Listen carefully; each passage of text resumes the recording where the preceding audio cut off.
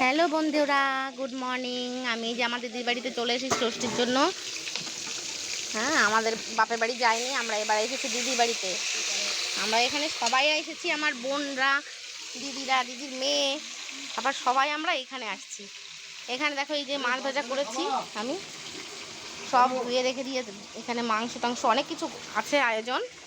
এই যে আমার দিদি এখানে মাছ ভাজা করেছে, দেখি জামাইবাবুকে একটা মাছ ভাজা দিই। তাই না? মাছ ভাজা খাবে? মাছ ভাজা কেউ? খাও, খেয়ে বলো তো মাছ ভাজাটা ঠিকঠাক আছে কিনা। খুব ভালো তো বলো। হ্যাঁ, কি খাচ্ছে দেখি, এরা কি খাচ্ছে? হ্যাঁ, তাহলে শাক ভালো না।